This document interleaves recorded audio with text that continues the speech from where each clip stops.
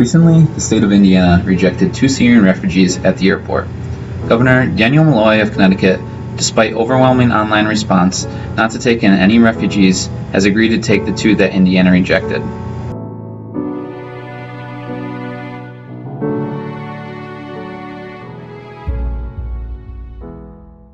I think it's unfair because they've been living here. Why should they be kicked out because of terrorist attack? Like, were they the one that did something wrong? You can't group these whole people together because another group did something. I feel like people are really quick to listen to what like social media says and what the popular stance is and just go along with that because it's just easier to form with another opinion and not so much making your own and like doing research on that. Governor Daniel Malloy has continued to be outspoken on this matter, even appearing on national TV to defend his politics. Let me give you another statistic. 30,000 people in America are going to die as a result of gun violence. And yet, those same governors who came out today and said we shouldn't take refugees are the same governors who oppose common sense gun control laws in America. Why don't we have universal background checks? If a Syrian can't get on a plane to fly someplace in the world or to the United States without a background check, why do we sell guns to people without a background check if we're so fearful about what's going to happen? We were privileged enough to speak to 3 different immigrants on the subject. This provided a stark contrast of opinions.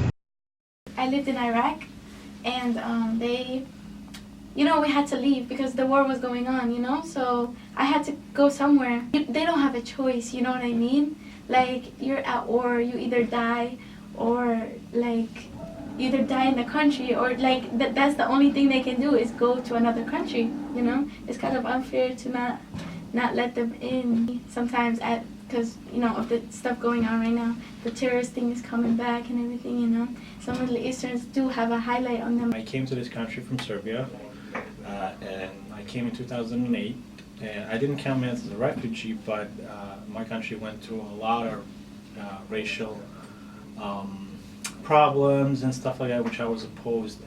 Most people don't do that today, which brings us to just bringing in refugees without thinking what if they are, and do we have enough evidence do we examine them thoroughly in order to get an opinion if they are or if they're not. I don't think that Malloy is listening to us. He's just acting on who knows what, maybe his own emotions. Immigrant myself, not necessarily a refugee. I wasn't getting away from war or war-torn areas, but coming over here, I've seen and heard stories of many people, many other immigrants and sometimes refugees who come here, go to school, get big-time degrees, become doctors, lawyers. On the other end, there's also the possibility that a particular refugee might be just a pose, or he might be a pretender, might be just a radical who's posing as a terrorist and then could come in and cause damage. Given the terror attacks in Paris, the security in the nation as well as the state has increased.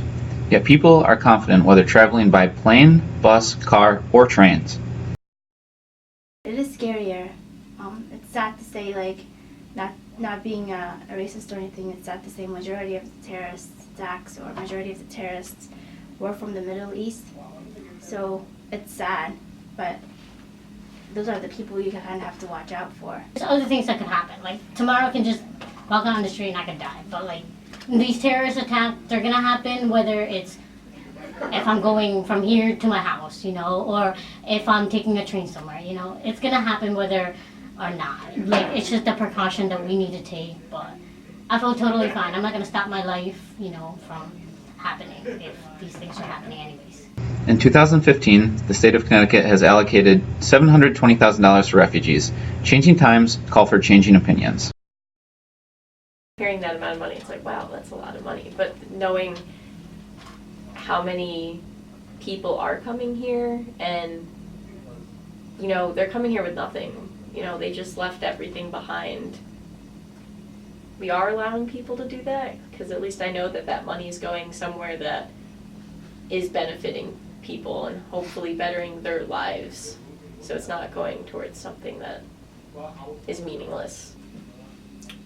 I don't think that maybe necessarily our government should be worried about that much. I mean, I think that the government should have as little power and say in the things in our lives as possible. That we should do that as citizens and as human beings, try to help people. The issue is far more complex than whether people want the refugees in this country or they don't. But regardless, the refugees who fled their homes in search of a better life are here to stay.